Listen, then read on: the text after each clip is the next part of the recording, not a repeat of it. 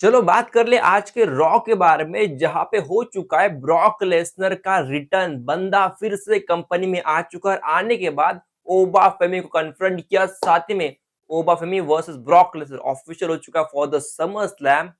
इतना ही नहीं, एक और कहानी है। Roman rings versus Seth fricking Rollins भी ऑफिशियल हो चुका फॉर द समर स्लैम। ये दो मैच, दो बड़े रेसलर्स यहाँ पे शामिल, दो नहीं तीन नाम है बड़े, Brock, Roman, Seth fricking Rollins. ये तीन कहानी दोस्तों आने वाली समर स्लैम के लिए फिलहाल ऑफिशियल हो चुका है। सो दोस्तों आज के रॉ को अगर रेटिंग करें, so one of the best raw show था। बस अभी देखना इसकी रेटिंग के अकॉर्डिंगली इसकी व्यूअरशिप कितनी आती वो अभी आंकड़े आना बाकी है। लेकिन ओवरऑल दोस्तों बड़ी कहानी, बड़ी headline, Roman Seth, Brock, Oba फेमी।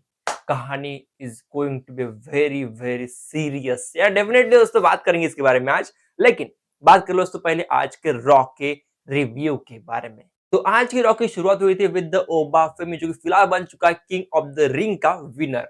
आता है और बोलता है मुझे भी चैलेंज करना है, मेरे पास ऑप्शन है फिलहाल दो, मुझे चुनना है किसी एक को। इतना बोलने के बाद यहाँ पे बजता है music. Best incarnate Brock Lesnar is back. आता है फिर से रिंग के अंदर, कन्फ्रंट करता है और बोलता है ओबा को, यार देख मैंने सुना है, मैं वैसे शो देखता हूं नहीं, मैंने पॉल से कुछ चीजें सुनी थी कि तू मेरे बारे में कुछ गलत बातें बोल रहा है।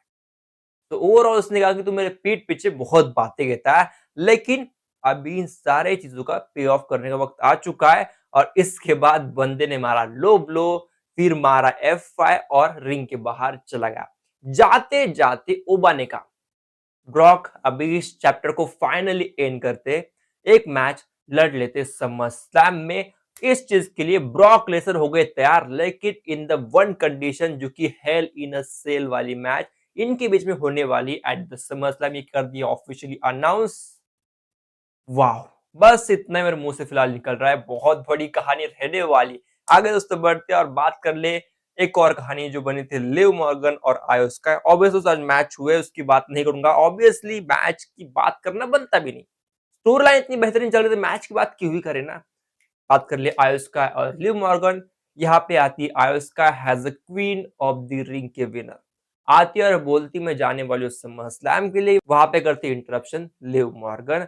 आती और बोल देती कि यार वो मिस्टेक फिर से मेरे साथ नहीं होने वाली, मैं तेरे को हरा दूंगी और तेरी जगह तेरे को दिखा दूंगी एट द समर स्लैम। यहाँ पे बाद में उसकी पंटर लोग यानी कि यहाँ पे रकेल रॉड्रिगेज, रॉक्सिन परजाएत, इनका भाई यहाँ पे आने के बाद इन्वॉल्वमेंट हो गया उसके मैच में, उसके ओवरऑल कंडीशन में। मैच नहीं कहूंगा, लेकिन बाद में यहाँ पे होता क्या है, पेल दिया आयो स्काई ने तीनों को। लेकिन यार ऑब्वियसली नंबर के भारी पड़ता है, वही हुआ एट द एंड।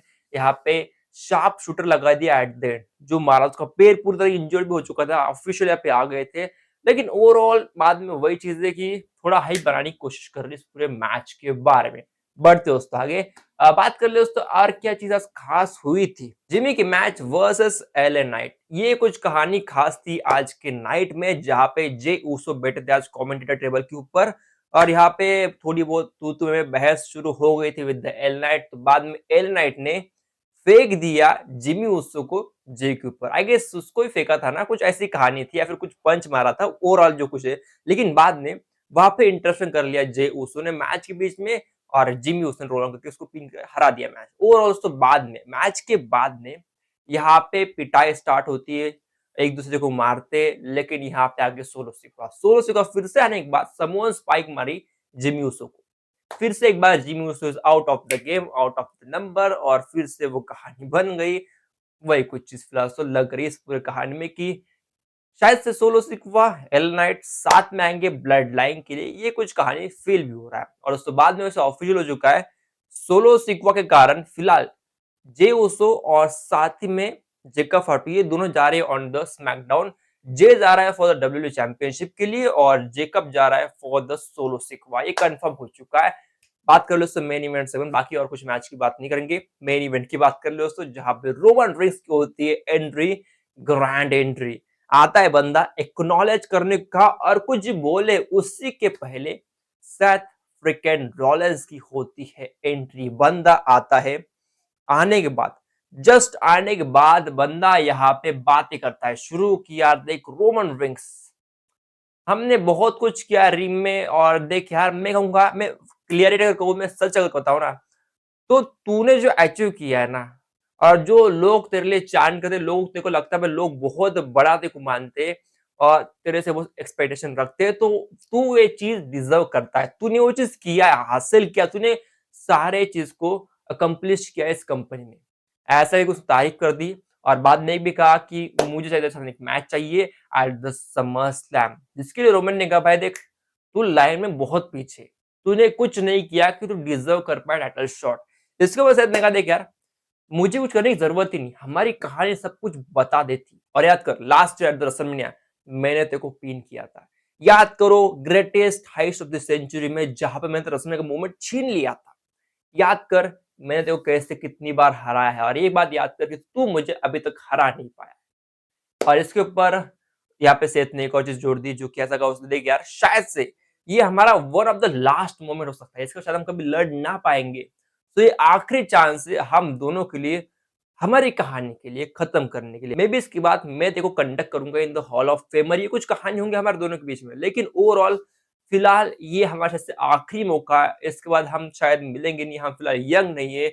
हम हमारे एंड के ऊपर आ रहे हैं। सो इसके ऊपर रोमन ने कहा देख यार लिटिल ब्रदर, तूने आज जो बातें की ना एकदम सही की। फिर रोमन ने एंड में कहा देख यार I don't want to win against you, I need to win against you, ऐसा रोमन ने कह दिया। यानी कि भाई उसको ज़रूरत है फिलहाल जीतने के लिए, जो कि नंबर सेटल नहीं हुई इन दोनों के बीच में। आई गेस अभी तक दोस्तों लगभग 12 या 13 साल की कहानी बहुत लंबी है। 7-8 बार लड़ चुके लेकिन स्टिल रोमन के पास विक्ट्री कुछ गिने-चुने नंबर ही है। ओवरऑल दोस्तों रोमन ने आखिर में यस कह दिया, समर स्लैम के लिए ऑन कर दिया है। Seth Rollins versus Roman Reigns, Obafemi versus Brock Lesnar, ये दोनों कहानी फिलहाल रहेंगी एट द समर स्लैम और शायद से ये बहुत बड़ी कहानी है। Brock versus Obafemi at the night 1 का मेन इवेंट, नाइट 2 के लिए रोमन और सेथ की कहानी हो सकती है। ओवरऑल चैप्टर बहुत बड़े स्टील की कहानी है, ब्रॉक का डिस्ट्रक्शन ऑरा है, बहुत सारे उससे पर कहानी आएँगी एट द समर स्लैम। फिलहाल दोस्तों अभी के लिए रुकता हूँ, मिलते हैं कल, टिल देन बाय।